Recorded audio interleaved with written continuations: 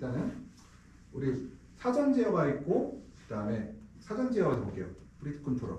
그러니까 사용자 설정을 하죠. 그 다음에 보정을 하고 측정을 하게 되는데요. 우리가 이제 측정값과 우리가 설정값이 있어요. 측정값하고 설정값하고는 어떻게 달라요? 측정은 실제를 말하는 거고 내가 20도씨를 세팅했어도 21도가 되면은 설정값이 뭐예요? CV가 20이 되고 실제값이 MV가 21이 되겠죠. 미정, 예? 그러면은 실지값과 설정값을 차이를 이용해서 이 제어기들이 적용되겠죠. 이게 돼요. 이제 그러면은 사용자가 설정을 하고 그 다음에 우리가 이제 사전 제어를 하고 이제 보정하고 측정하고 우리가 다시 적용을 하고 서로 이제 내가 이게 맞을 때까지 계속해서 보온을 하든 난방을 하든 창을 닫든 커튼을 열든 계속해서 내가 원하는 설정값까지 제어가 되겠죠. 이것들이요. 제어가 안 될 수도 있고 일정 기계 환경이 맞는다고 하면 제어가 될 수도 있고요. 이것들이 우리가 이제 측정 장치 및 구동 장치를 보게 되면은 외부 환경이 있어요. 온도, 습도, 광도, 풍속, 과부가 있겠죠. 우리가 외부 환경은 이제 외부 온도에 따라서 우리가 뭘 할 수가 있어요? 창을 열 수도 있고 내부 온도가 같은 20도라도 똑같은 22도예요. 그렇다 하더라도 어떻게 해요? 외부 온도가 10도 이하이면은 창을 안 열 수도 있다. 그럼에도 불구하고 10도임에도 불구하고 광이 강하면은 창을 열 수도 있다. 그때는.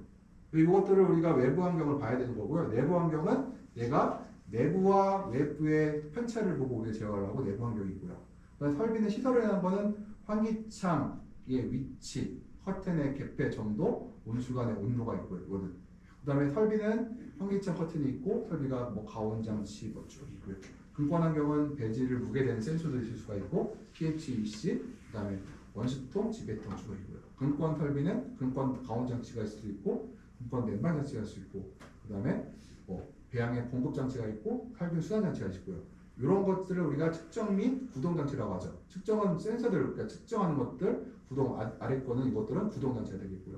그래서 측정 및 구동장치 우리가 사전 제어, 사용자 설정에 의해서 우리가 외부 설정은 외부와 내부 성적을 하고 이 환경 설정을 통해서 우리가 구동장치들이 작동이 되겠습니다. 이것들이요.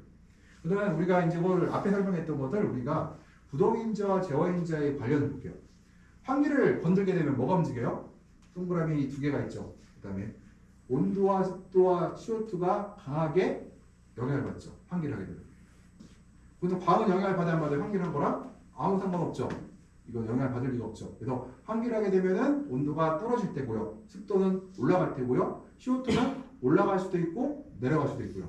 그죠? 내가 탄산 시비를 하면은 CO2가 올라갈 때고요. 내려 떨어질 때고요. 탄산 시비를 하지 않으면은 환기를 했을 때 CO2의 함량이 올라가겠죠.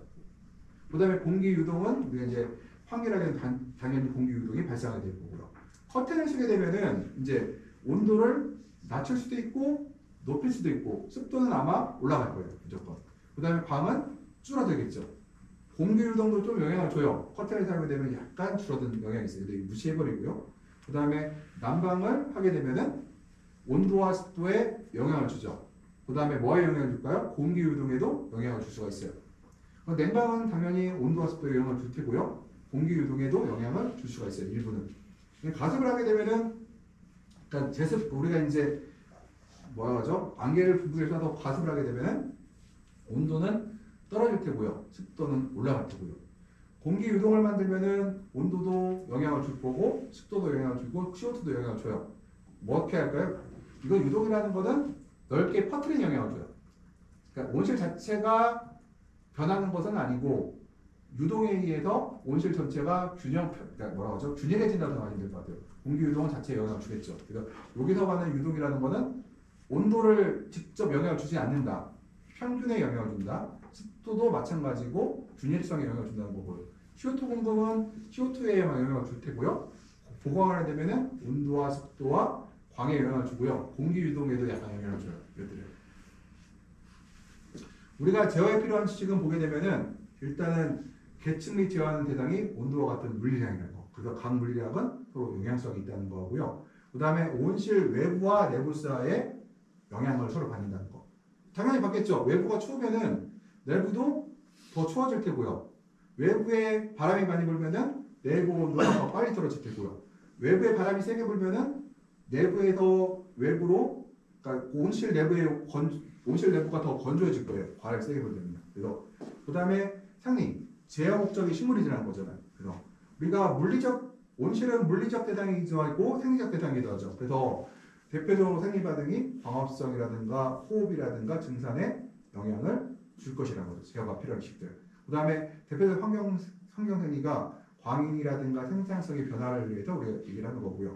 공학기술 및에서 얘기를 할 때 각종 설비 및 센서에 대해서 우리가 알아야 되겠죠. 그래서 각종 설비 및 센서의 설치, 위치 이런 것들을 알아야 될 거고요.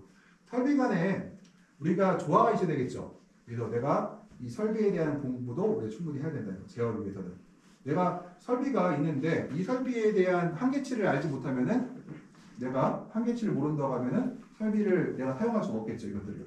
그 다음 제어 기술이라는 거는 이런 것들을 바탕으로 해서 우리가 사용자의 관련 설정 수준, 내가 어떻게 설정을 할 것인가를 이제 설정 수준을 결정할 수가 있을 것이고요. 제어 알고리즘의 수준, 제어 알고리즘은 뭐예요? 환경 제어 컴퓨터가 어떠한 성능을 갖고 있느냐에 따라서 내가 제어할 수 있는 정도가 달라질 수가 있어요. 그래서 이런 것들을 모두 우리가 고려해야 되고요. 가장 경계성 있게 우리가 어떻게 온실을 통제할 것에 대한 지식이 있어야 된다. 이것들이요. 그리고 이제 제어 목적의 제어 구성 요소 간의 조화에서 제어 목적 달성을 위해서는 계측하고, 그러니까 센서로 계측하고요, 프로세싱하고, 그러니까 이것을 계측한 자료들을 갖다가 우리가 프로세스 과정에서 우리가 분석을 해야 되고요.